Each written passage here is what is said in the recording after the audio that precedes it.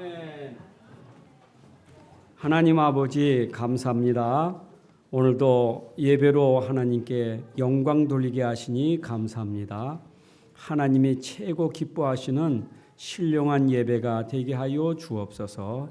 예배 속에서 하나님 주시는 은혜의 말씀으로 충만하게 하여 주옵소서. 말씀으로 내 자신의 인생 답이 되게 하시고 또 내 삶의 능력이 되는 말씀이 되게 해주시고 나를 치유하고 나를 살려서 나를 통하여 내가 만나는 모든 현장 살리는 사람이 되게 하여 주옵소서. 이 시간도 악한 영들은 그리스도의 권세로 꺾어지게 하시고 성령 충만한 은혜의 역사만 있게 하여 주옵소서. 주 예수 그리스도의 이름으로 기도합나이다. 아멘. 할렐루야. 반갑습니다. 여러분들이 복을 복으로 모르면 참 그것만큼 안타까운 거 없어요. 복을 받았는데 받은 복을 모르고 살면 그것만큼 안타까운 게 없어요. 그 여러분들이 기본적으로 내가 받은 복이 뭐냐. 그 복을 알아야 내가 안정이 돼요. 안정이. 사람은 어릴 때부터 마음이 안정이 돼야 돼요. 어린아이가 어릴 때 안정이 안 되면 그게 자라나서도 굉장히 다른 문제로 심각하게 되어지거든요. 어린아이가 어릴 때부터 부모를 통한 안정감, 가정을 통해서 안정감이 있어야 아이가 평안하게 잘 자라는 거예요. 근데 어릴 때 부모가 없거나 또 집에 대해서 그런 힘들고 어려운 생활하는 아이들은 그게 어른 돼도 그런 것들이 문제가 돼요. 그러니까 우리가 지금 내 가정이 있다. 내가 부모님과 함께 가족이 함께 살고 있다. 그거 참 축복이에요. 우린 그거를 잘 몰라요.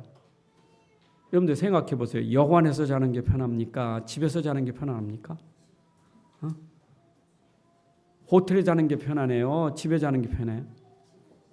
호텔은 집보다 좋은 게 많은데, 시설이 잘 됐고, 모든 게 좋은데, 근데 잠깐이지 얼마 있으면 집에 가고 싶어요.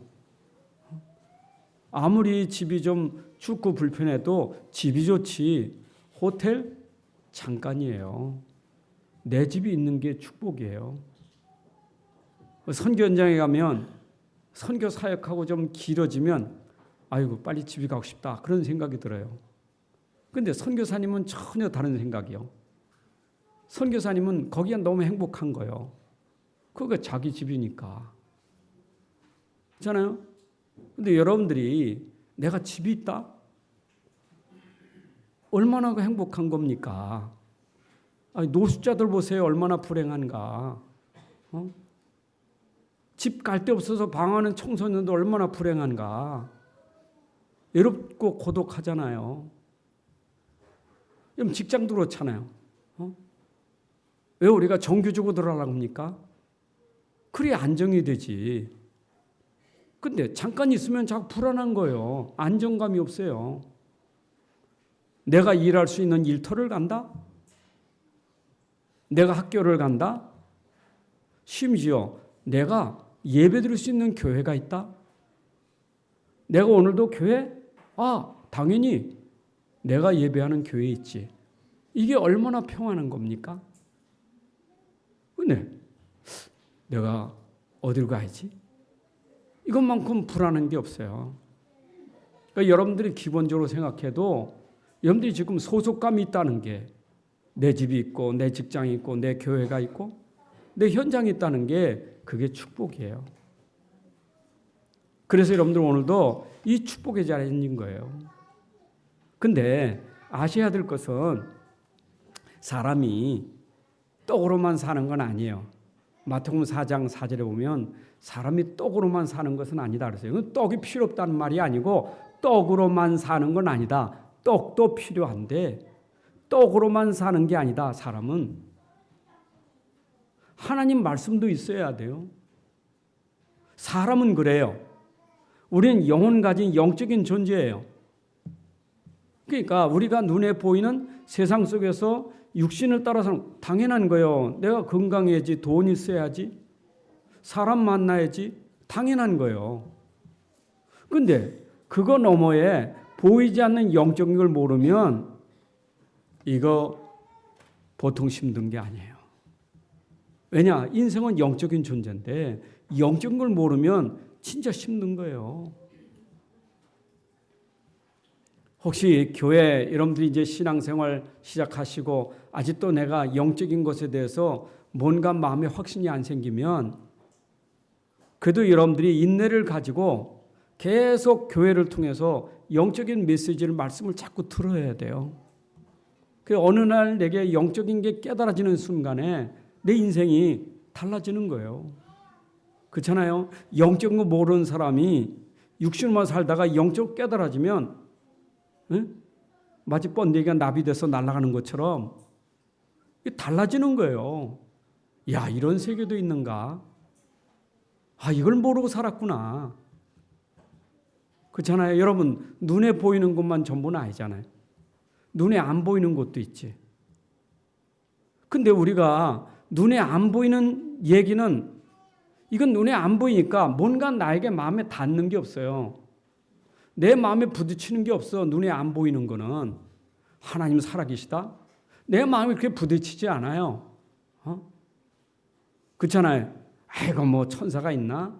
사탄이 있나? 아직 마음에 안 부딪혀요. 눈에 안 보이니까. 부딪히는 것은 눈에 보이는 거예요. 그죠? 눈에 보이는 게 내 부딪히지 안 보이는 건 나하고 부딪히지 않아요. 아이고 천국 있다? 죽어봐야 알지. 지금 마음에 부딪히지 않아요. 내가 언제 죽을 줄 모르는데 뭐 죽어서 또 뭐 진짜 천국 가나? 내 마음에 안 부딪혀요. 그러나 그건 실제인데 그건 사실인데 모르면 자꾸 눈에 보이는 것에 자꾸 집착하게 돼 있어요. 제가 설교를 하기 전에 이 말씀을 드리는 것은 참 말씀은 영적인 말씀을 전하고 영적인 이 비밀을 전달하는데 영적인 비밀을 딱 영적인 것, 딱 복음 하나님 들어가면 이게 안 되면 부딪히지 않으니까 영적인 것 나오면 그냥 졸아버려요. 영적인 나오면 그냥 눈 감아버려요. 그러면 여러분들이 얼마나 그게 참 엄청 손해보는 거예요. 교회는 영적인 거 전달하려고 교회가 세워졌지. 여기서 뭐 경제 강의합니까? 정치 강의를 합니까? 여기서 뭐 세상 지식을 전달하는 겁니까? 아니, 여기는 과학이나 정치 이런 거 하는 데가 아니, 여기는요. 여기는 영적 거 전달하는 거지. 그잖아요? 뭐 앞으로 뭐 차별법이 생기면 교회가 뭐 강단에 어렵다 뭐 이런 얘기도 나오지만 사실은 차별법 뭐가 어떻다 저떻다 하기 전에 영적인 메시지 속에 다 나오게 돼 있어요. 사실 그거 이렇게 강조 안 해도 영적인 메시지 전하면 자기가 틀린 사람은 고치게 돼 있는 거예요. 그러니까 사실은 여기서 세상 것 가지고 우리가 맞다 틀리다 그 얘기가 그렇게 중점은 아니에요. 정치가 틀렸다 맞았다 사람들이 지금 저 틀렸다 맞았다 왜 저러지 그게 중점은 아니에요. 여기서 말하는 것은 영적인 거지. 어쩌면 여러분들이 들을 때 좀 그런 건 귀가 간지러워요. 그래도 이왕에 말하면 좀 틀렸다 맞았다 이게 세상 이것도 나와야 좀 간지러운 귀를 좀 시원하게 할 텐데 그건 전혀 안 하고 보이지 않는 하나님 얘기만 하고 전혀 나고 마음에 닿지 않는 천국 얘기만 하고 그리도 얘기만 하면 이게 뭐 딱딱하고 재미가 없어요. 솔직히 랩런트들하고 얘기해 보세요. 연예인 얘기하면 눈이 벌떡 눈이 떠진다니까. 근데 거기다 그리스도 얘기해 보세요. 금방 헐하지. 안 그래요? 관심은 그거에는 눈이 밝아. 그거는 할 말이 많아. 그러나 그리스도 나면 할 말이 없어. 여러분 기도는 아무라는 게 아니에요. 아무리 똑똑한 판사라도 기도하라면 못해요. 적어서 뭐 읽을 수는 있겠지. 대통령 보고 기도하면 할 수 있겠어요? 할 수 있겠지. 그러나 진짜 기도는 아무나 하는 게 아니에요. 그렇잖아요. 여러분 영적인 거 모르면 안 돼요. 지금 뭐 우한 폐렴? 눈에 보이는 현실이죠. 왜냐? 감기 걸려서 지금 뭐 쓰러지고 죽는 사람 현실이니까 얼마나 무섭습니까? 얼마나 두렵습니까? 무섭잖아요. 눈에 보이는 실제로 보이는데 방송에 나오지. 실제로 그런 사람들이 죽기도 하지. 두렵잖아요. 무섭잖아요. 여러분 솔직히 말해봅시다. 그 눈에 보이는 폐렴이 그게 무섭습니까? 안 보이는 흑암이 무섭습니까? 보이는 암이 무섭습니까? 안 보이는 흑암이 무섭습니까? 여러분 그 폐렴이 무섭습니까? 두려워하는 마음이 무섭습니까? 두려움입니까? 폐렴입니까? 뭡니까? 솔직히 말해 보십시오. 사람들이 영적인 거 모르면 지금 세상 돌아가는 눈에 보이는 것에 자기 자신이 무너지는 거예요. 무너지는 정도가 쓰러져 버려요. 인생이 쓰러져 버려요. 그냥 무너져 버려요. 여러분 생각해 보세요. 여러분들이 걱정이 뭘 가지고 걱정할까요? 지금 먹을 게 없어서?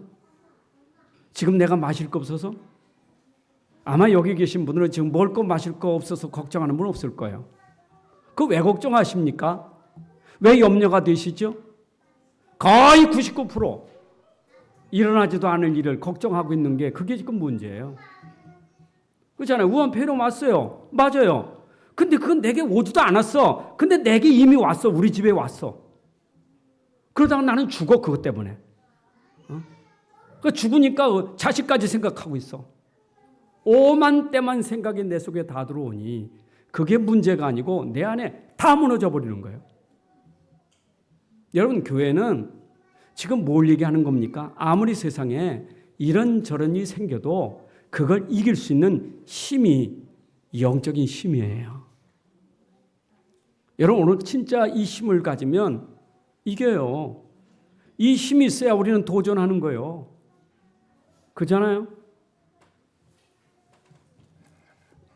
어제도 캄보디아 갔다 온 목사님이 어제 갔다 왔는데 캄보디아 가니까 딴 데는 사람 많더니 비행기도 허라고 그 여관도 많이 비어 있고 길도 펑 뚫려 있고 되게 좋다는 거예요.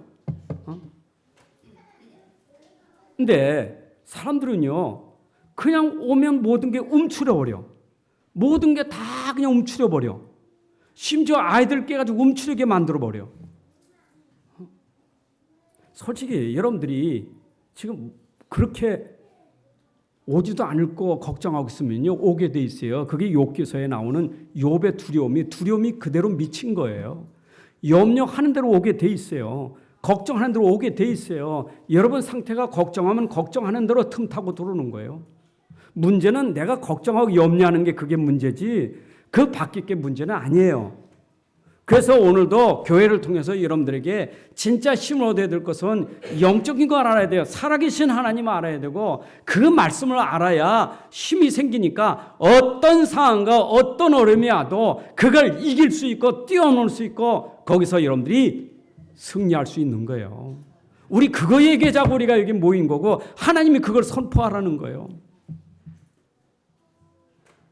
온 세상의 인류가 하나님을 창조하신 하나님을 예배하고 찬양해야 되는데 온 인류가 하나님 떠나서 하나님 예배하는 게 아니라 우상 숭배하고 다른 신을 섬기니 하나님이 그런 재앙도 주는 거예요. 그게 진짜 신이냐? 그 네 신이라고 하는데 그 신인데 이게 무슨 도움을 줬느냐? 그래 네가 믿었더니 너에게 진짜 도움이 되고 복이 됐느냐?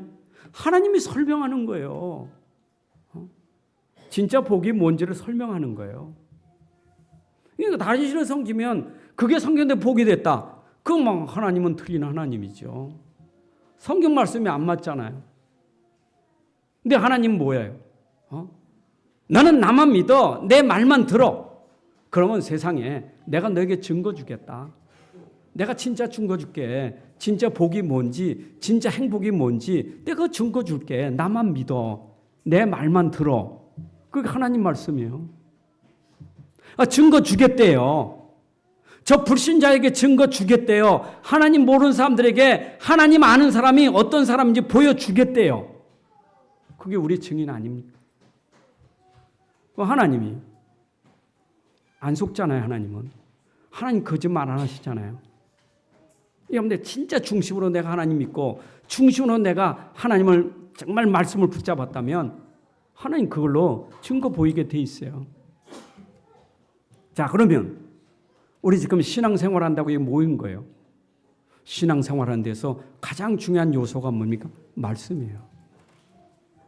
그래서 신앙생활의 3요소는 말씀, 기도, 전도 그래요. 근데 보세요.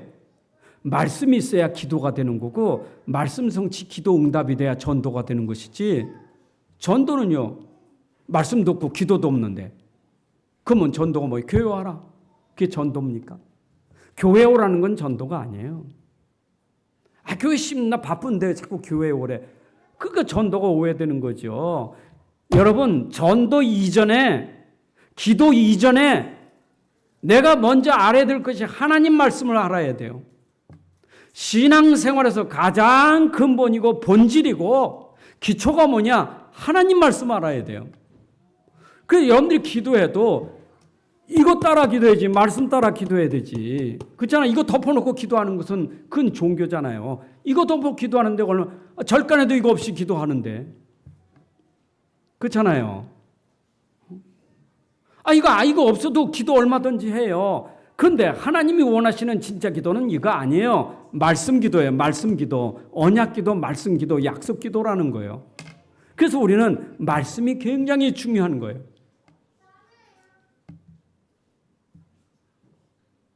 자, 그러면 내 말씀이 너무 말씀을 들으니까 너무너무 좋아. 너무너무 은혜 받았어. 근데 내가 말씀 들을 때 은혜 받고 너무너무 좋은데 반짝이라. 말씀 들을 때는 그 다음에 너무 좋아. 근데 반짝이요. 끝나면 금방 돌아가 버려. 왜? 세상은 말씀하고 현실하고 안 맞잖아요. 맞는 건데 안 맞잖아요. 정확히 말하면 말씀은 현장은 맞는 건데 나하고 안 맞잖아요. 내가 말씀에 은혜는 받았는데 실제 현장 가면 너무 안 맞으니까 자꾸 방황하고 힘든 거예요. 그러면 그게 말씀일까요? 그게 진짜 말씀 가진 사람일까요? 아니에요. 여러분들이 진짜 말씀이 정말 말씀된 사람이 현장 가서 말씀하고 맞으려면 뭐가 있어야 되느냐? 기도가 있어야 되는 거예요. 그래서 기도는 생활의 기도가 중요한 거예요. 우린 예배 기도가 중요하죠. 예배 시간에 말씀 듣는 것도 기도 시간이에요. 여러분들이 예배 드리는 게 기도예요. 말씀 듣는 것도 기도예요. 말씀 읽는 것도 기도예요. 근데 내가 이 말씀이 내 삶 속에 생활화되고 삶이 되는 것은 기도와 연결돼야 돼요. 그 기도가 뭡니까? 기도는 그냥 아버지 부르는 기도가 아니라 기도는 그때 내가 들었던 그 말씀을 그 현장에서 묵상하고 생각하고 적용하는 게 기도예요. 여러분들이 현장에서 어려움 당할 때 오늘 들은 말씀을 그 어려움 속에 적용하는 게 기도예요. 그래서 하나님이 내게 말씀을 주셨구나. 그래서 내가 주일날 들었던 말씀이 이래서 이 말씀을 하나님 주셨구나. 이걸 적용하는 게 기도예요. 여러분 삶 속에 말씀을 잘 적용하는 게 그게 바로 24시라는 삶의 기도예요. 그럼 보세요. 내가 말씀을 현장에서 적용하고 산다. 어떨까요? 보이게 돼 있어요. 그 상태가 보여요. 그 사람의 힘이 보여요. 그게 전도예요. 요셉 보세요. 요셉은 말씀이 있었거든요. 그 말씀 드린 기도가 있었잖아요. 근데 현장은 어떻습니까? 현장은 노예지. 현장은 감옥이지. 얼마나 어려운 현장입니까? 근데 현장에 말씀을 가지고 기도로 딱 누리고 있으니까 봤잖아요. 거기 있는 사람이 봤잖아요. 불신자지만 보디발이 보니까 저 사람은 진짜 하나님과 함께하고 말씀과 함께하는 사람이로구나. 그게 보였잖아요. 전도는 내가 전도해야 되겠다 해서 전도되는 게 아니고 전도는 증인이 되리라. 되리라 이 말이에요. 전도는 되어지게 돼 있는 거예요. 하는 게 아니라 되어지는 거예요. 되어지는 것은 시작이 뭡니까? 내가 말씀 붙잡고 말씀 누리고 말씀 속에 기도 속에 있으면 전도는 되어지게 돼 있어요. 전도는 저 사람을 통해서 되어지는 게 아니라 나를 통해서 되어지는 거예요. 내 상태가 건강하고 내 상태가 사니까 다른 사람이 그 상태를 보고 살아나게 되는 거예요.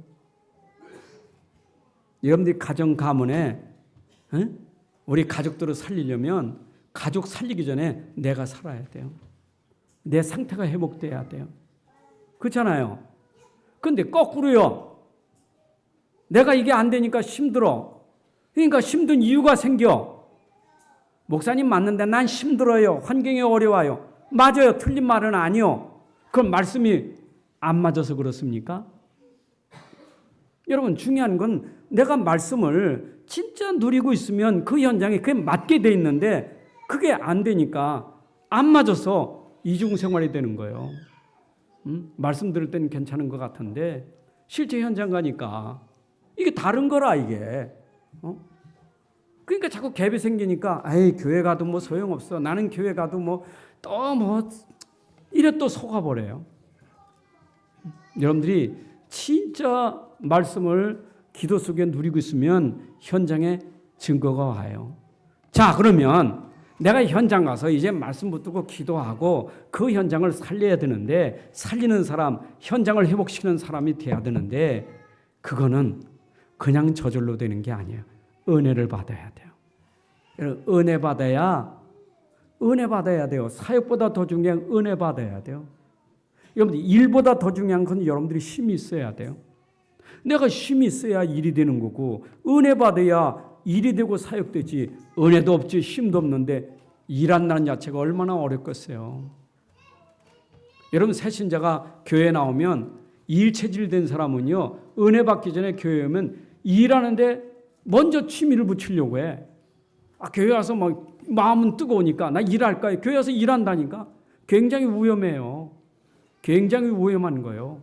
새신자는 처음부터 일하면 안 돼요. 은혜부터 받아야 되지.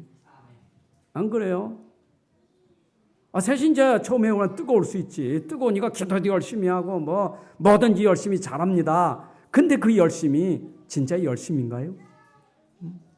여러분들이 자칫 속으면 내가 은혜를 놓치고 힘을 얻고 자꾸 일하는 것에 빠지니까 교회 가서도 은혜 받을 생각보다는 자꾸 일 못하는 것 때문에 난 교회 가서 일도 못하고 내가 일하는 것도 없고 내가 일해야 되는데 그게 자꾸 잡혀버리니까 여러분 교회는 일하러 온 게 아니에요.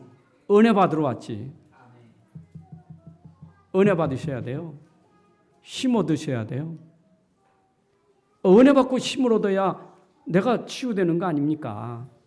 여러분 은혜가 무슨 은혜입니까? 하나님의 은혜, 위로부터 오는 은혜, 위로부터는 능력이 임해야 그 능력이 임해야 힘이 생기는 거, 그 힘이 생겨야 여러분들이 모든 걸 다 극복할 수 있는 거예요. 그 힘을 자꾸 사람한테 얻으려고 하니까 왜 자꾸 속는 거예요? 하나님의 은혜 힘을 못 얻는 사람은 유혹을 자꾸 받아요. 자꾸 사람을 의지하고 자꾸 사람 소리 들으려고 하고 자꾸 사람 말 들으려고 하고 답답하니까. 근데 여러분들이 진짜 하나님의 은혜 힘을 얻으면 사람 말이 필요 없어요. 참고는 될 수 있어. 그렇구나. 고맙습니다. 말씀해서 고맙습니다. 예, 알겠습니다. 참고는 되지 답은 아니에요. 근데 내가 진짜 교회에 와서 말씀 듣다가 답을 찾으면 내가 괜히 사람한테 물어보려고 했구나. 내가 괜히 쓸데없는 말 하려고 했구나. 그게 깨달아진다니까. 저는 그런 체험이 많아요. 이렇게 뭔가 물어보려고 하는데 그 물어볼 수 있는 시간이 없어서 이게 전화도 안 되고 안 돼. 그래서 그냥 교회 왔다니까. 왔는데 보니까 말씀 듣다가 은혜 받은 거예요. 야, 그때 전화 안 되길 잘했지. 내가 그 사람하고 말하지 않았길 잘했지. 그 말에서 얼마나 창피를 당했을까. 말씀 듣다가 답을 찾은 거예요. 여러분, 오늘 이 강단 메시지는요, 이게 복음 메시지라 그냥 답이 돼야 돼요. 여기는 답을 얻는 시간이요. 우리 메시지가 힘 있다는 것은 답이 돼서 그래요. 그래요. 여러분들이 지금 처음부터 그 시간까지 들으면서 답을 찾아야지 답 못 찾으면 속아요. 답이 없는데 자꾸 일에 빠지지 말고 특히 훈련받는 사람들 훈련에 빠지면 안 돼요. 훈련은 답 찾고 답을 통해서 전도하려고 훈련받는 거지 훈련이 키는 아니에요. 그 갈급해 훈련받는 것도 계속 훈련받으지 안 받으면 답답하고 안 받으면 뭔가 찝찝하고 그게 훈련입니까? 그런 사람 많아요. 훈련 속에 빠진 사람. 그러니까 훈련은 최고라. 얼마나 교만한지. 기준이 훈련이요. 교만해요. 그래서 훈련 못 받는 사람 우습게 생각하는 거예요. 엄청 교만해요. 훈련이 기준이요. 여러분 진짜 내 복음 훈련 받으면요. 머리가 숙여져요. 겸손해져요. 나는 훈련을 받을 이유가 있다. 왜냐? 나는 복음이 정말 필요한 사람이고 갈급한 사람이요. 이게 들어가니까 더 겸손해져요. 우리가 이런 걸 모르면 자꾸 엉뚱한 데서 자꾸 속고 있는 거예요.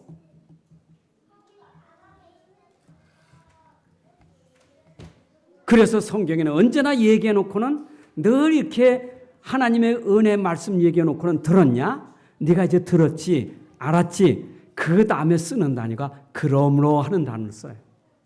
네가 알았지? 그러면 아는 대로 살아야지. 그 얘기예요. 그러므로 하는 말은 언제나 내가 말한 거 알았지? 그래. 그러므로 너는 이렇게 살아야 돼. 그게 바로 삶의 얘기가 나오는 거예요. 알고 삶을 살아야 돼요. 성경은 처음부터 삶 얘기를 하지 않아요. 처음부터 알려주고 있어요. 여러분 로마서 여러분들 16장은 우리에게 너무 중직자들이 로마 16장 그래 난 로마서 16장의 중직자. 그런데 로마서 16장의 중직자는 로마서 1장부터 11장까지를 알아야 16장의 요원이 되지 11장까지 모르는데 16장의 요원 될 수가 없어요. 1장부터 11장이 뭡니까? 로마서가. 교리서신이에요. 로마서는 교리서신이에요. 교리를 너무 정확하게 우리에게 말해주고 있어요. 로마서가. 그 로마서는 처음부터 뭐냐? 죄인이다. 죄인이다. 이걸 계속 강조하는 거예요. 로마서는 죄인이요. 죄인이거든 너 죄인이요. 의인 없다. 하나님 없다. 다 죄인이요. 이걸 계속 강조해. 그러면 로마서는 뭐요? 내가 진짜 죄인이네. 이걸 알게 하는 게 로마서의 키예요. 그렇잖아요. 그래서 율법은 우리에게 죄를 깨닫게 하는 것이니 율법을 통해서 죄를 알게 하는 거예요.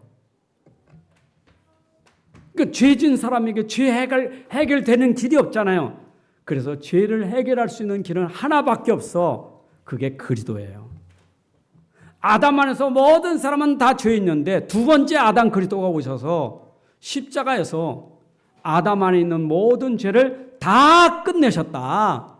이걸 강조하고 있는 것이 바로 기독론, 그리스도론이에요. 그래서 내가 그리스도를 알면 네 진짜 그리스도 진짜 아냐? 그렇다면 이제 네가 어떻게 살아야지? 알았지, 은혜 받았지, 감사하지, 행복하지. 너 얼마나 행복하냐? 하나님 나라지? 그러면 생각해봐. 이제 네가 할 일은 뭐요? 사명이 있다 이 말이에요. 무슨 사명이 이제는? 구원받은 자의 사명은 뭐예요? 구원받지 못한 사람에게 복음을 전하는 사명이에요. 간증하는 사명이 돼야 돼. 근데 내가 삶을 산다는 것은 이제는 옛날에는 내 삶이 나를 위해 살았지만 내가 복음 깨닫고 나니까 복음 알고 나니까 이 몸이 이제는 나를 위해서 살 몸이 아니요. 이제는 이 몸이 이걸 자꾸 요구하는 대로 네가 요구하는 건 너 먹고 싶고 마시고 싶고 그러지 그거 위해서 네가 사는 거 아니거든. 먹고 마시고 이런 것은 내가 알아서 할 거고 너는 그게 네 주 삶이 아니야. 네 삶은 네 안에 있는 그리스도를 믿는 거고 그 그리스도를 증거하는 삶이요. 그럼 네 몸은 어떻게 해야 되지? 네 몸은 헌신해야 돼. 네 몸을 드려야 돼. 네 시간을 드려야 돼. 네 물질을 드려야 돼. 내 인생을 드리고 이제는 헌신하며 살아야 돼. 여러분, 은혜 못 받은 사람에게 헌신하라면 할 수 있겠어요? 은혜 없는 사람에게 죽으라면 죽겠어요? 말도 안 되는 소리지. 그렇잖아요. 내가 은혜도 없지, 힘도 없지, 깨달은 거 없는데 봉사해라, 헌신하라, 희생하라. 되겠어요? 그거는요, 절대 불가능한 거예요. 그러니까 내가 은혜 못 받는데 교회 와서 헌금 얘기하면 헌금 얘기 듣는 자체가 시험이요. 그렇잖아요. 여러분, 내가 교회 나온 것도 힘들게 나왔는데 가서 헌금하라, 11조 해라. 그게 얼마나 부담스럽습니까? 11조는 종교가 아니에요. 은혜 받은 사람이 감사해서 당연히 드리는 거지. 은혜 못 받으면 할 수가 없는 거예요. 이해되십니까? 그래서 오늘도 히브리서 1장부터 지금 12장 28절까지 쭉 얘기가 쭉 얘기하고 7장부터 10장까지 누구 얘기해서 그리스도 얘기하는 거예요. 그리스도는 완전한 분이다. 그가 참 제사장이고 그는 그리스도인데 그 구약에서 제사 드리고 양 잡고 피 아무리 뿌렸어도 사람의 죄는 실 수가 없었어. 제사장들이 할 수 없었어. 그런데 참 제사장 그리스도가 오셔서 십자가에 죽으셔서 그들이 할 수 없는 죄를 단번에 해결하신 완전한 그리스도요. 이거 설명하는 거예요. 누가 우리 죄를 씻을 수 있겠느냐? 누가 우리 죄 문제 해결할 수 있겠느냐? 모세가? 아론이? 멜기세덱이? 아니요. 그분보다 뛰어난 그리스도, 멜기세덱, 모세, 아론을 초월한 그리스도, 그분만이 할 수 있는 거예요. 그래서 오직 그리스도만 돼. 이거 설명하다가 11장에서 뭐라 그래요? 믿어. 그리스도를 믿어. 그분은 모든 문제 해결하셨어. 그분은 모든 것에 우월하고 초월하신 분이고 능력이시고 하나님이시오. 믿어. 그게 믿음의 장이에요. 네가 믿느냐? 믿으면 12장 소망을 가져. 네 소망은 믿음은 소망이 있어야 돼. 믿음의 주 온전케 하신 예수를 바라보라. 12장은 소망에 대한 얘기를 해요. 그럼 네가 믿음도 있고 소망이 있다면 그 다음에 13장 가서 뭐 하느냐? 사랑하라. 이렇게 시작이 되는 거예요. 이거 보세요. 믿음, 소망, 사랑은 내가 은혜 받아야 믿음, 소망, 사랑이 되는 것이지 은혜 못 받는데 어떻게 믿음, 소망, 사랑이 되겠어요? 그죠? 고린도 교회가 왜 믿음, 소망, 그중에 제일은 사랑이라 왜 이 메시지를 왜 들었습니까? 고린도 교회는 은혜를 놓쳐버렸어. 복음을 놓쳐버렸어. 그러니까 맨날 분쟁하고 싸우고 갈등 생기니까. 지금이 은혜 받을 만한 때요. 지금이 구원의 날이로다. 네가 은혜 받았으면 은혜 받은 사람 믿음을 지켜야 되고 그 믿음 속에 소망이 있고 그중에 제일은 사랑이라. 자, 그러면 이제부터는 내가 주님의 은혜를 받고 주님 은혜 속에서 내가 받은 복이 얼마나 큰지. 여러분들, 복 중에 제일 큰 복이 구원의 복 아닙니까? 하나님 자녀된 거 아닙니까?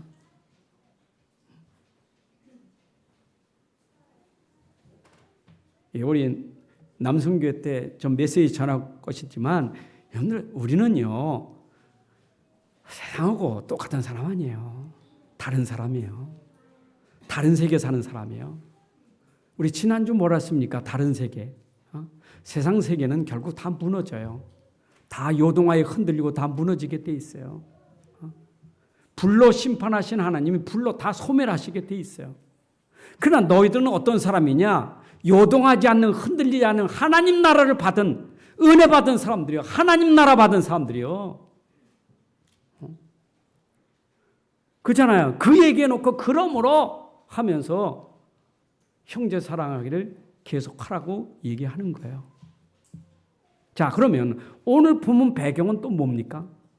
여러분, 형제 사랑을 계속하라는 이 본문의 배경은 어떤 배경이냐? 지금 히브리서를 쓰게 된 배경이 있단 말이에요. 뭐냐면 그리스도 안에 들어왔어. 기독교 안에 들어왔는데 그 당시에 핍박이 너무 심하고 환난과 핍박이 너무 심하니 유대계에서 개종한 그리스도인들이 흔들흔들대는 거예요.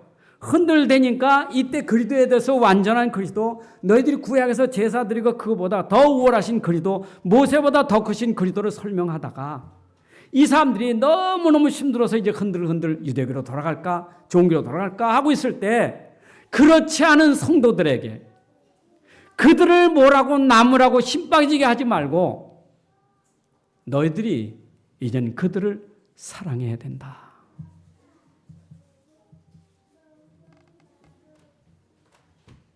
보니까 이들이 누구냐? 이들은 우리의 형제라 그랬어요. 형제 사랑하기를 계속하라. 여러분, 형제 있잖아요, 형제. 여기는 형제가 그리스도 안에서 지금 믿음 생활하는 형제를 말하고 있는 거예요. 이 사람들이 유대교에서 기독교 들어왔으니 하나님 아버지를 한 아버지로 모신 한 형제들이요. 근데 이 형제가 지금 어려움을 당하는 그 형제가 같이 신앙생활하다가 지금 핍박받고 어려움 당하니까 이 사람들이 지금 돌아가려고 하는 그 형제들을 뭐라고 비난하고 뭐라고 하지 말고 그 형제들을 사랑하라. 형제 사랑하는데 좋을 때만 사랑하지 말고 어려울 때 사랑해야 돼. 그게 형제를 계속 사랑하라. 옛날 처음에 돌아왔을 때 환영합니다. 축하합니다. 막 박수치고 그때도 사랑했지만 어려움 당해서 흔들리고 돌아갈 때도 사랑하라 이 말이요. 돌아가려고 하는 그 약한 자를 사랑하라. 지금 그 얘기예요. 여러분 배경을 하시고 지금 본문을 여러분들 이해하셔야 돼요. 여러분 우리가 보통 형제를 누구를 형제라고 말합니까? 우리 형제는 한 부모 아래서 태어난 사람들이 한 부모 안에서 같이 살고 있는 형제들 있잖아요. 아들, 딸, 형제들 아닙니까? 혈육의 형제들. 근데 혈육의 형제를 넘어서 우리는 피는 다르지만 예수 그리스도를 믿음으로 믿음의 형제들이 있어요. 믿음의 형제들이 있죠. 근데 성경은 믿음의 형제를 넘어서 온 세상 모든 사람들이 우리 형제예요. 여러분 찬송가 500장에 보게 되면 물 건너 생명줄 던져라. 그러면서 뭐라 했어요? 형제들. 그렇죠. 형제들이 지금 죽어간다고 그 형제들을 살려야 하잖아요. 그러면 찬송가에도 보니까 온 세상에 지금 형제들인데 저 빠져 죽어가는 저들을 형제들을 살려내라. 그러니까 지금 성경에서 우리가 말하는 형제는 믿음의 형제들이요. 혈육의 형제, 믿음의 형제, 온 세상 우리 그리스도인들은 형제가 다예요. 하나님 안에 있는 모든 사람들이 다 우리의 형제예요. 이 형제를 사랑하라. 근데 형제를 사랑할 때 네가 사랑이라는 것은 사랑을 아는 사람이 사랑하는 거지 사랑받지 못한 사람은 어떻게 사랑합니까? 여러분 어릴 때부터 부모의 사랑을 받아보지 못한 사람은 남을 사랑하는 거 쉽지 않아요. 사랑 받아봐야 사랑을 알지. 그렇잖아요. 혹시 우리 편부 편모 아래서 자란 사람들은요 뭔가 결격 있단 말이에요. 아빠의 사랑을 받아보면 아빠의 역할하기 어려운 거고 엄마의 사랑을 받으면 엄마의 사랑을 역할하기 어려운 거예요. 그건 조금 이런 단점이 좀 있어요. 물론 나중에 그가 훈련받고 교육받다 보니까 그게 될 수 있겠지만 본질적으로는 사랑을 받지 못하면 결격이 있단 말이에요. 우리가 믿음 안에서 사랑하라는데 사랑이 되겠어요? 내 좋은 사람만 사랑하지 내가 마음에 안 들러 원수를 근데 성경은 원수도 사랑하라는데 원수를 어떻게 사랑합니까? 날 미워하는 사람 사랑할 수 있겠어요? 저렇게 약하고 넘어지고 쓰러진 사람 내가 가서 그를 사랑할 수 있겠어요? 사랑을 받아봐야 알아요. 여러분 베드로에게 예수님이 사명 주기 전에 3번 질문한 게 있어요. 그 질문이 뭐냐면 사랑을 점검하는 거예요. 네가 나를 사랑하느냐? 예, 주님 사랑하는 줄 주님이 아십니다. 그걸 3번 질문했어요. 그러니까 질문하고 예, 제가 주님 사랑하는 줄 주님이 아시나? 그랬더니 그때 사명이 뭐냐? 그러면 내 양을 먹이라. 내 양을 치라. 내 사랑을 알면 그 사랑으로 양을 치라. 그 사랑이 어떤 사랑입니까? 아가페 사랑이에요. 하나님 사랑. 조건 없는 사랑. 여러분들이 하나님이 세상을 이처럼 사랑하사 할 때 그 사랑이 아가페 사랑인데, 하나님 우리를 사랑할 때 우리가 조건이 있어서 사랑받은 거 아니에요. 우리가 아직 죄인 됐을 때 하나님이 아들을 내어 십자가에 죽으시고, 그때 그 십자가에 죽으심으로 하나님 우리 사랑한다는 걸 증거를 보였느니라. 하나님의 사랑은 우리가 죄인 됐을 때 하나님 우리를 찾아오셔서 우리를 구원하신 사랑이에요. 그렇죠? 아들을 내어주셨다니까, 우리를 사랑하셔서. 대적하고 하나님을 대드는 우리를 아들 내어주셔서 우리를 구원하셨다니까. 근데 십자가 사랑 어떻습니까? 그가 그렇게 십자가에서 죽을 이유가 있습니까? 그렇게 고통받을 이유가 있습니까? 빌보서 2장 5절부터 11절에 보게 되면, 그는 하늘 보좌에 그 영광을 버리시고 낮고 천한 이 땅에 사람의 모양으로 오셔서 십자가를 지시까지 자기를 낮추시고 우리의 모든 인생의 죄 문제 다 담당하시고 죽으신 그 사랑. 여러분, 그리스도의 사랑을 아십니까? 날 구원하시려고 하나님은 아들을 보내시고, 그 아들은 아버지의 뜻을 따라 우리를 구원하려고 십자가에서 친히 못 박히시고 고통받으시고 죽으셔서 우리를 구원하신 줄로 믿습니다. 여러분, 이 사랑을 알아야, 이 사랑에 감격해야 사랑이 되어줄 줄로 믿습니다. 그래서 하나님 사랑, 나 같은 죄인 살리신 그 사랑을 알아야 죄인을 사랑할 수 있고 원수를 사랑할 수 있고 약한 자를 사랑할 수 있는 거예요. 그러니까 앞에서부터 우리에게 사랑하라 하고 처음부터 말한 게 아니라, 이렇게 말씀하시면서 우리에게 그 엄청난 사랑의 그 일들을 쭉, 그리스도의 일들을, 그 사랑의, 하나님의 사랑의 일들을 쭉 보여주시다가 이젠 깨달았느냐, 알았느냐, 믿었느냐? 그러면 너희가 형제를 계속 사랑하라. 계속 사랑하라. 여러분, 사랑하는 말은 비단 여기서만 나온 게 아니고 신명기나 레위기서에서 하나님은 율법을 주실 때도 사랑을 법으로 주셨어요.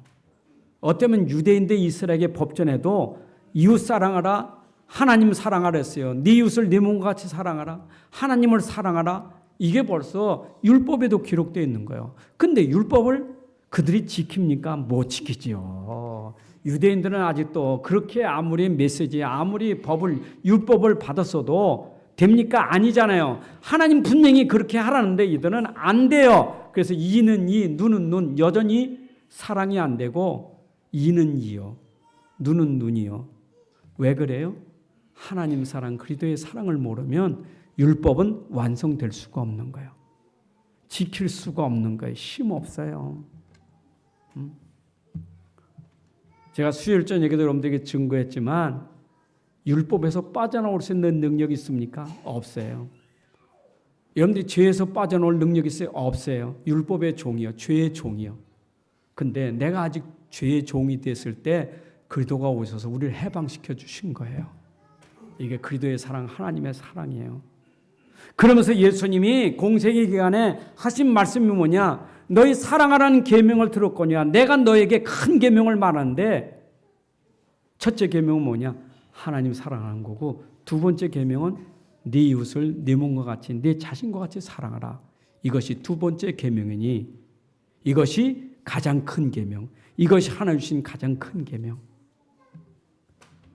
여러분이 진짜 하나님 사랑하는 것을 안다면, 하나님 사랑이 있으면 내 이웃을 내 몸과 같이 사랑하는 것이, 그게 바로 사랑받은 자의 삶인 줄로 믿습니다. 우리 그래야 돼요. 그러니까 오늘 말씀을, 오늘 저는 목사 얘기를 듣지 말고 저 오늘 말씀을 전달하는 거니까 말씀을 잘 붙잡아야 돼요. 근데 말씀을 붙잡고 그 말씀을 지키고 말씀을 적용해야 돼요. 말씀을 적용하고 순종하는 자에게 말씀의 응답이 있는 거예요. 자, 그러면서 또 말했어요. 사랑만 하지 말고 사랑을 넘어 너희가 더 해야 될 일이 있어. 그게 뭐냐? 손님 대접하라. 형제 사랑을 넘어서 손님 대접하기를 잊지 마라. 여러분, 사랑은 마음으로만 할 수 있어. 사랑은 내가 입으로 할 수 있어. 근데 사랑이 진짜 사랑하는 것은 대접이 있어야 돼. 대접은 뭐가요? 실제 돈 들어가야 돼. 그만큼 희생이 있어요. 대접하라 이 말이요. 네가 진짜 사랑한다면 이제 나그네 저 손님을 대접하라. 여러분 내가 사랑하는 것도 어려운데 거기다 손님을 대접하라고? 근데 내가 진짜 하나님을 사랑하면 사랑하는 것이 누려지고 사랑하는 남을 대접하고 헌신하고 섬기는 일이 행복하게 되는 거예요. 말씀이 이루어질 줄로 믿습니다. 여러분 진짜 하나님 말씀이 그대로 여러분들에게 이루어져야 돼요. 그거 전도자의 삶이요. 그게 신앙생활이요. 그게 여러분들의 생활이 돼야 돼. 내가 진짜 믿음 갖고 내가 진짜 신앙을 가졌다면 생활 속에서 이것이 되어져야 이 사람이 신앙생활이고 이 사람이 진짜 전도자의 삶이요. 혹이나 오늘 이 메시지를 처음 듣는 분들은 부담될 수 있어요. 안 되는데 사랑을 하지. 안 되는데 대접 부담될 수 있어요. 그렇다고 내가 처음부터 또 히브리서 1장부터 얘기할 수는 없고. 그러나 여러분들이 진짜 알아야 될 것은 1장부터 지금까지 들으면서 내가 진짜 그리스도를 알았다면 그 안에서 그리스도 안에서 사랑하고 대접하는 일이 마땅히 당연히 우리가 해야 될 일인 줄 믿습니다. 그래서 여러분 아브라함이 여기 이 비유는 아브라함이 천사들을 부지중에 대접한 얘기를 예를 들어 설명하는 거예요. 그렇잖아요. 아브라함이 은혜 받은 사람 아닙니까? 아브라함이 진짜 하나님의 그 은혜를 받고 그 축복을 하니까 그냥 저절로 나와졌어. 이게 그 안에 이 복음이 그리스도가 은혜가 각인 뿌리 체질되니까 이 손님이 왔어. 근데 이가 천사인지 몰라. 천사면이야 아니까 더 잘하겠지. 천사인지 모르는데 부지중에 대접했는데 그가 누구냐? 천사를 대접했더라. 하나님이 보내신 천사를 대접했더라. 여러분 대접 이후에 아브라함에게 임한 복이 뭐예요? 아들을 주시겠다고 약속한 것이 그게 바로 천사를 통해서 다시 한번 얘기했고요. 그 다음에 소돔 고모라가 멸망당할 것을 예언해 준 게 천사들이 한 거예요. 대접하고 하나님의 메시지를 천사를 통해서 받게 돼요. 여러분 대접할 때 하나님이 여러분에게 주시는 은혜가 또 다른 은혜가 있는 줄로 믿습니다. 나그네를 대접하라. 하나님 말씀이요. 여러분 내가 그리스도를 가지고 정말 복음 가지고 있다면 이제 말씀 따라서 내가 사랑돼야 되지만 이제 나그네를 대접했는데 오늘 여기에 나그네는 누구냐? 여러분 여기 지금 손님을 대접하라 나그네 대접 이 말을 하는 배경은 이 당시 이 초대교회 당시에 핍박이 얼마나 심했고 지금 이 성경 기록된 시에 얼마나 핍박을 받았는지 이들이 쫓겨다니고 흩어져서 쫓겨다니는 거예요. 집이 없단 말이에요. 근데 이 사람들은 복음 가지고 있는 사람들 아닙니까? 그러니까 이 사람들을 잘 대접하면 이 사람들은 복음 가지고 전도할 사람들인데 대접해야 되지 않느냐. 왜냐? 이 사람들은 지금 쫓겨다니면서 집이 있습니까? 오늘날이야 뭐 집이 좋은 게 많잖아요. 뭐 여관도 많고 여관도 비싸지. 그 당시엔 여관도 별로 없고 있어도 비싸고 그러면 나그네들이 그 집에 들어갈 수 있는 유할 수 있는 그런 환경이 조건이 안 되는 거예요.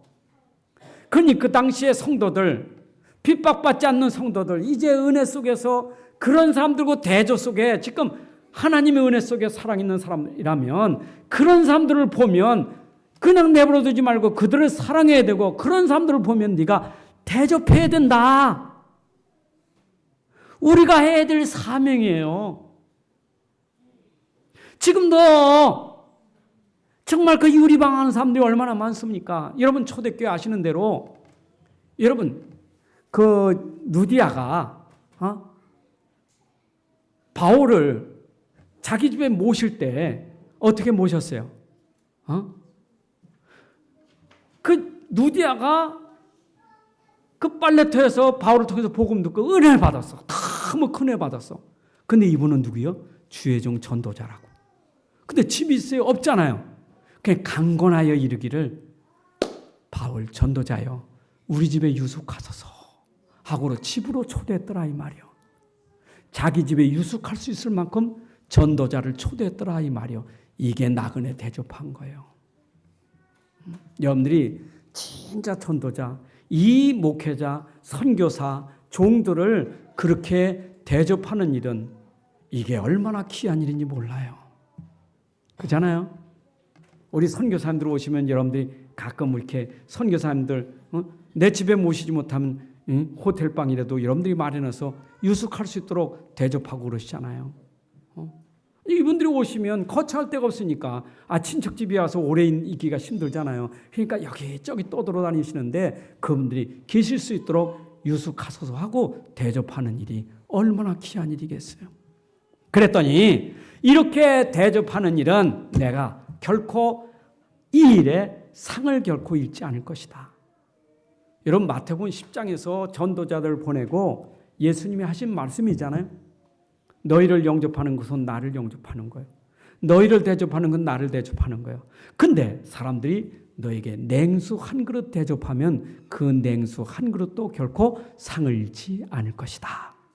이런 말씀을 하셨어요. 여러분 전도자에게 냉수 한 그릇 대접했는데 그 냉수 한 그릇도 내가 상을 잃지 않을 것이다. 여러분 복음 가진 전도자, 주의 종에게, 여러분 선교사님에게, 정말 복음 있는 사람들에게, 그것도 어려움 당하고 힘든 사람에게 내가 사랑하고 대접하는 일은 결코 상을 잃지 않을 것이다. 여러분 고린도서 15장 58절에도 말씀하셨어요. 너희가 수고한 것이 주 안에서 수고한 것은 결코 헛되지 않을 것이다. 그죠? 여러분 주를 위해서 헌신한 거 절대 헛지 않습니다. 자, 그러면서 이제 형제들을 어떻게 되냐? 그들이 갇히기도 했어. 학대받기도 했어. 여러분 이 당시에는 얼마나 핍박을 받았는지 전도하다가 감옥에 갇힌 사람들이 너무 많고 핍박과 학대를 받은 사람들이 너무 많은 그런 상황이에요. 그때 이렇게 복음 때문에 핍박받고 학대받는 자들을 너희들이 지금 감옥에 안 들어갔다고, 너희가 학대 안 받는다고 상관없어 하지 말고 그들을 네 자신과 같이, 네가 학대받는 마음같이, 네가 감옥에 갇히는 그런 마음같이 그들을 돌아보고 그들을 생각하라 하는 메시지예요. 이해되시죠? 여러분 왜 그러냐? 우리는 한 몸의 지체들이기 때문에 그래요. 여러분 생각해 보세요. 우리가 복음 전하는 전도자나 우리는 다 지체 아닙니까? 목사나 여러분들은 다 지체잖아요. 지체, 그렇죠? 내가 힘들면 여러분도 힘들고 여러분 힘들면 나도 힘든 거예요. 여러분이 학대받고 고통받으면 나도 고통받고 힘든 거예요. 이게 지체 사상이라 이 말이에요. 고린도서 12장에 보게 되면 이런 지체 사상을 설명하잖아요. 손가락이 아프면 온몸이 다 아픈 거예요. 그렇잖아요. 귀가 아프면 다 아픈 거예요. 우리가 진짜 믿음의 형제요, 복음 안에서 같이 가는 형제가 고통받으면 그것이 남모라라가 아니라 그 고통은 내가 당하는 고통과 같은 고통이라 이 말이에요. 그래서 그런 자들을 너희가 돌아보라 이 말이에요. 그 당시에 이들이 당하는 그 고통은 여러분 그 로마 시대에 핍박받은 것이 얼마나 큽니까? 특히 유대인들이 이 같은 이 족속이, 같은 민족이 이 유대 종교에서 기독교로 개종한 것 때문에 핍박하는 게 얼마나 심했습니까? 왕따시키지, 참 이렇게 따돌림 당하지, 이게 얼마나 힘들겠어요. 이때 이들에 대해서 너희가 갇힌 자와 같은 심정으로 그들을 돌보라 그 말이에요. 아멘입니까? 여러분 왜 우리가 저 북녘 땅에 선교도 하고 왜 중국 땅에 선교도 하고 왜 해외 현장에 선교합니까? 내가 가지 못하지만 그 현장에서 그들을 위해서 선교하는 선교사님과 함께 동역하는 거예요. 맞죠? 나는 그 어떤 분이 유튜브를 통해서 보여준 목사님들이 이제 보여주는 거지만 저 후베이 성에서 말이에요. 중국 후베이 성에서 이게 기독교 탄압하는 게 그 실제로 보여집니다. 그러니까 그 십자가를 막 강제로 띄는 거예요. 막 불을 쏴지르고 예배당에 들어가서 막 성도들을 막 끌어다가 다 감옥으로 끌고 가고 막 완전히 교회를 다 파괴시켜가지고 완전 벽돌만 남아 있고 이 성도들이 거기서 막 울면서 찬송하고 막 울면서 기도하고 그게 남 얘기가 아니요. 마음이 찢어지고 아파요.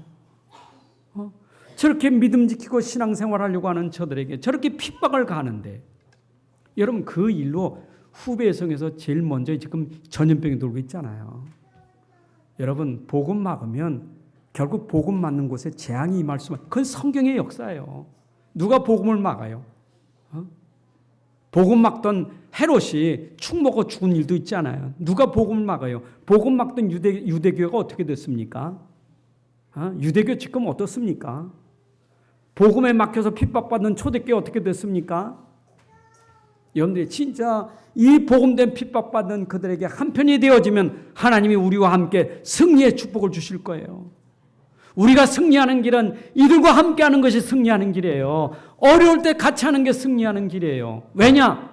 우리는 복을 받은 사람이기 때문에. 이미 우리는 복 있는 사람이에요. 그 복은 기준이 하나예요. 복음 하나 때문에 복 있는 사람이에요. 여러분들이 복음 하나 때문에, 그래도 예수 하나 때문에 복을 받은 사람이 된 거예요. 다른 백성, 다른 세계에 사는 다른 힘을 가진 백성이다. 그렇다면 이제 우리가 해야 될 일이 뭡니까? 우리는 오늘도 말씀에 있는 것처럼 그렇게 복음 전하면서 어려움 당하고 고난 당하고 핍박받는 저들을 사랑해야 되고, 저들을 대접하고 저들을 돌아볼 수 있는 그런 마음이 우리에게 있어야 될 겁니다. 그게 우리가 해야 될 사명이에요. 저들을 도와주고 저들과 동역하고 저들에게 힘되어주고 저들의 기도 배경이 되어주고 저들과 같이 할 수 있는 그런 사람이 돼야 돼요. 그러면 우리 미래는 어떻게 될까요? 여러분, 우리 미래는 절대 망하지 않아요. 핍박받는 자 망하는 법 없어요. 감옥에 집어넣고 사형을 해도 망하지 않아요. 망하지 않아요. 반드시 승리하게 됐어요. 그렇다면 우리 미래는 그들과 함께하기 때문에 우리도 승리할 수밖에 없는 거예요. 그게 우리 대열에 함께 가는 거예요. 우리 승리의 대열에 함께 가는 거예요. 여러분, 자칫하면 핍박받는 자, 나 핍박 안 받으려고 싹 빠져나가는 것이, 내가 거기에 싹 빠져나가, 나 감옥에 안 가려고 싹 빠져나가, 그게 내가 사는 것 같지만 그게 실패 인생이 될 것이고, 그러나 핍박받는 나도 핍박에 함께 동참하겠다면 그게 승리하는 인생이고, 이 성경은 지금 이렇게 어려움 당할 때 내가 어느 편에 설 것인가, 내가 어느 편에서 어떤 일을 해야 될 것인가, 이게 우리의 남은 여생의 삶이에요. 니들은 당하니까 니들이나 당해, 니들 당하니까 난 편안해. 그게 아니에요. 여기는 지금 니들이 그렇지 않은데, 그렇지 않은 너희들이 이제 어떻게 살아야 되겠느냐, 그걸 지금 말씀하고 있는 거예요. 오늘 여러분들이 말씀 잘 들은 말씀을 마음에 새기시고 진짜 이 말씀 묵상하시면서 이제 우리의 삶이 전도자의 삶, 세상 정말 살리고 치유하는 삶, 우리 후대를 일으키는 삶이 되시기를 주님의 이름으로 축복합니다.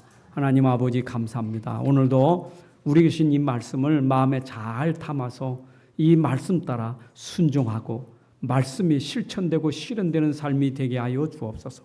지금도 복음 때문에 옛날이나 지금이나 고난받고 핍박과 어려움 당하는 사람들, 아버지여 나 몰라 하지 않게 하시고 그들을 더욱 사랑하게 하시고 그들을 더욱 대접할 수 있게 하시고 그들을 돌아볼 수 있는 그런 사랑의 마음을 주시옵소서. 주 예수 그리스도의 이름으로 기도합나이다.